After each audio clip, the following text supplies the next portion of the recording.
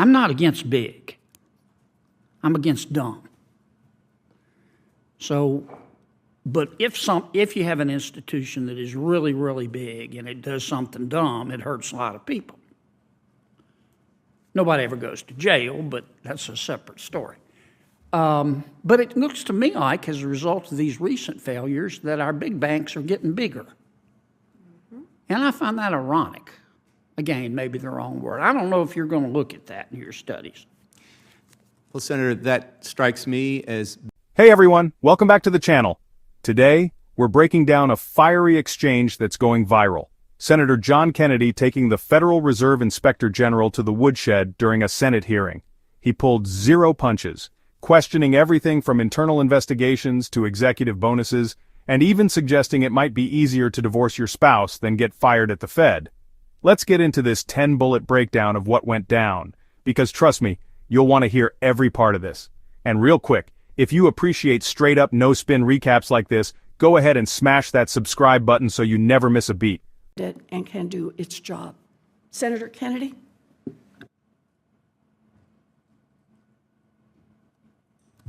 Thank you, Madam Chair. General, welcome. Help me.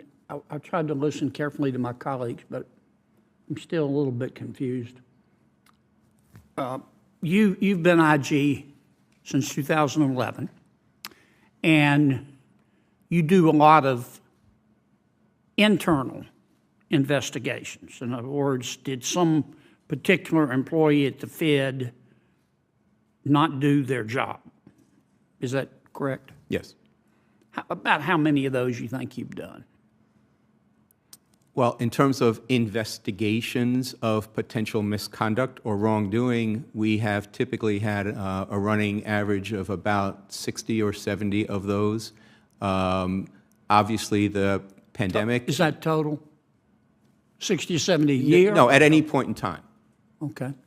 Many of them are closed. New ones come in through our hotline, which we open up. But that's typically a rough gauge for how many investigations we have pending. Since you've been there in 2011, again, I'm talking internal investigations, would 500 sound right? I'd have to look into it. I don't want to give you a number. No, I'm not going to hold you to it. Wasn't many, is it more? You think it's more than 500? I would like to look into it and get you an exact number. Okay. In what percentage of the cases, just ballpark, do you find wrongdoing? Again, it would be a wild guess, and I'm not comfortable giving one to you, but we can certainly look into that and develop those numbers for you. Frankly, I would have thought you'd had it, would have that before you came today. Do you think it's more than half? No, I would not think so. More than a quarter? That's where I'm uncomfortable. Well, is it happen frequently that you find wrongdoing, or infrequently? It's not infrequent. It's not infrequent? Mm-hmm. Okay. All right. And when you find wrongdoing, are the people who committed the wrongdoing, according to your report, fired? Sometimes. Okay. What percentage are fired? Again, sir, I would like to get you a specific number if that's what you'd like. Yeah, I think if you could get us that number, and perhaps we could do this again.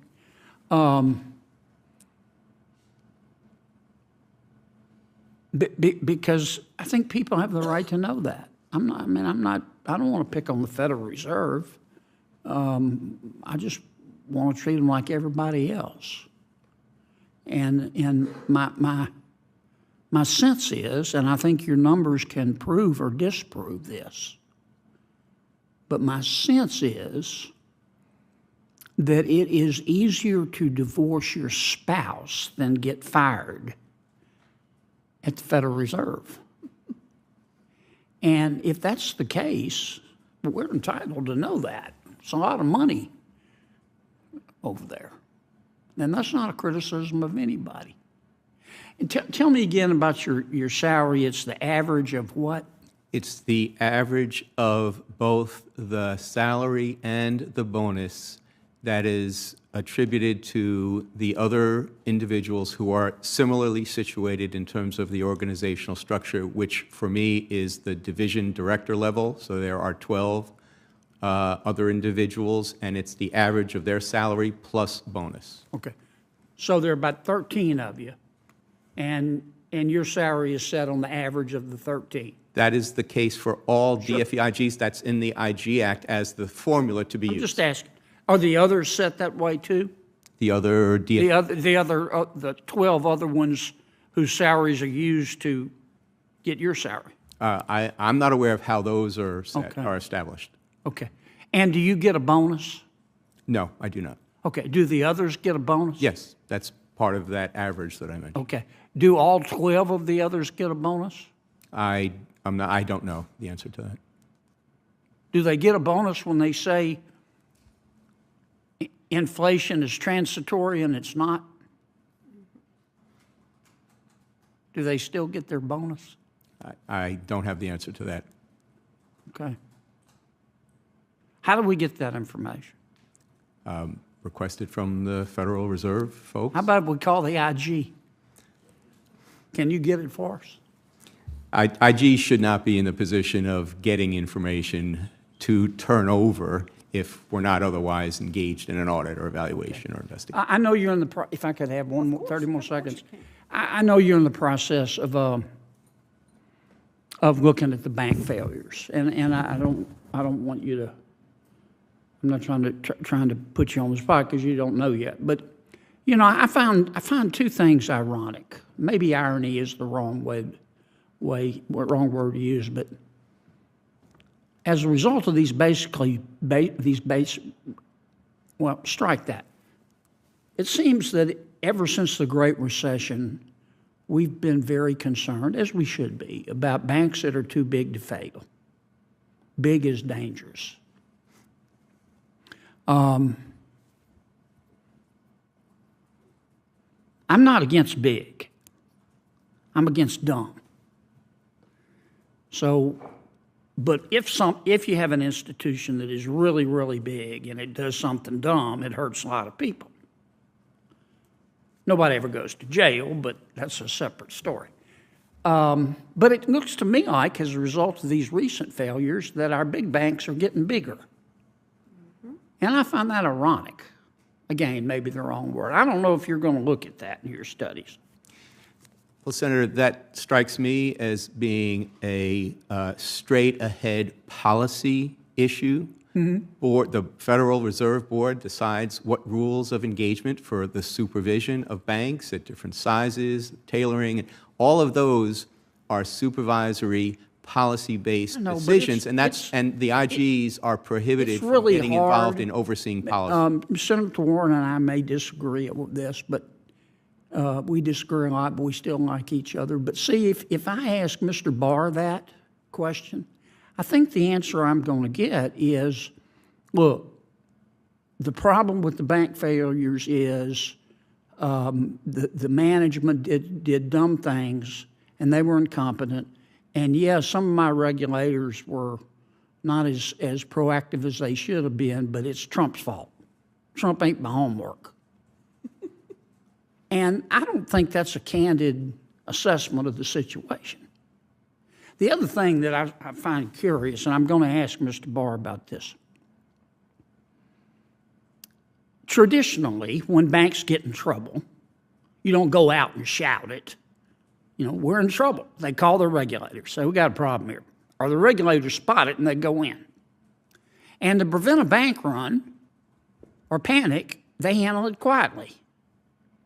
And the regulators will call around with other banks that are healthier and say, can we affect a marriage here?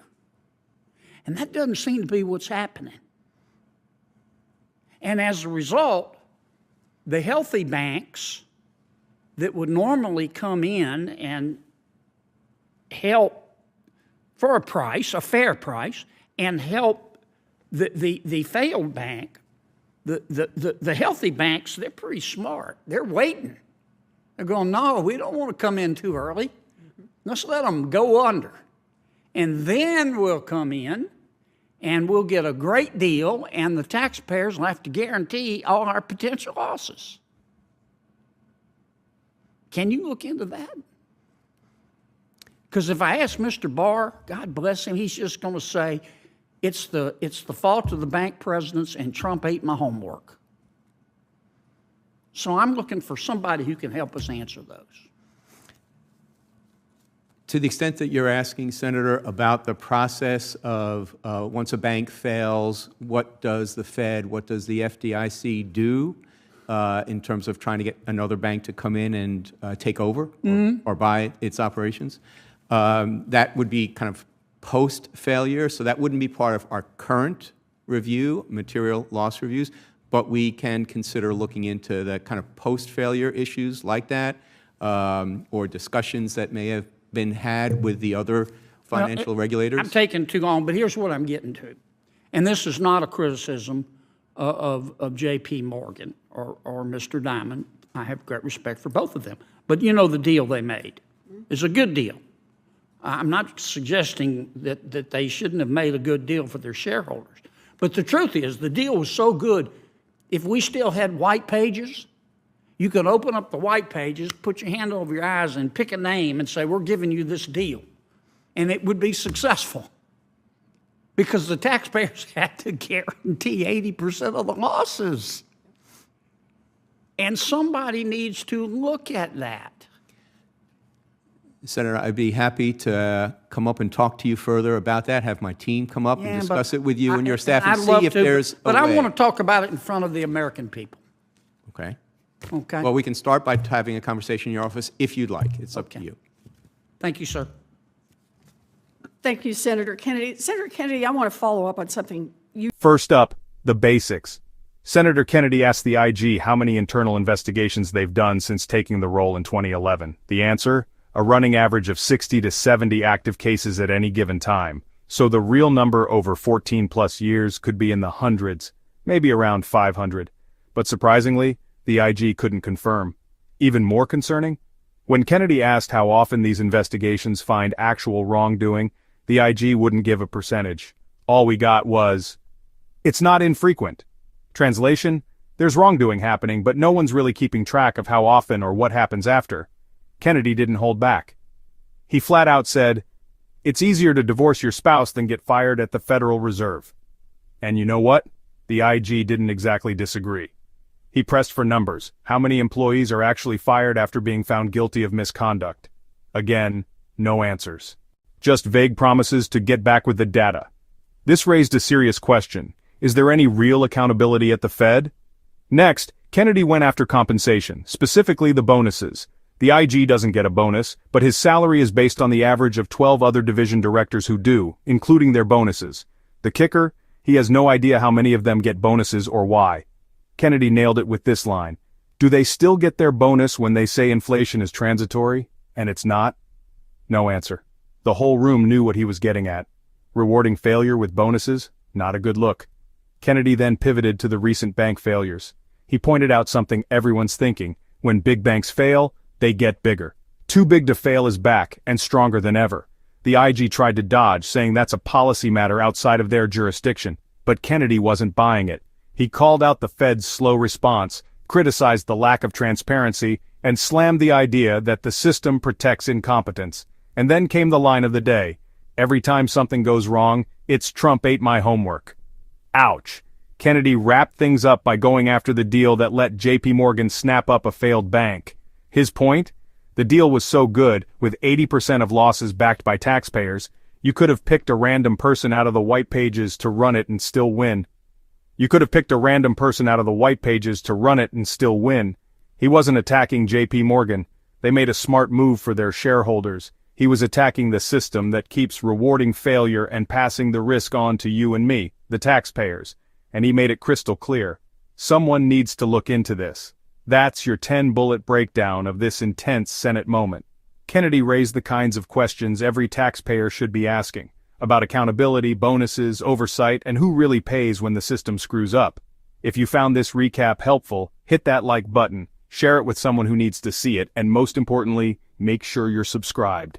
Because we're not done holding power to account. Thanks for watching, and I'll catch you in the next one.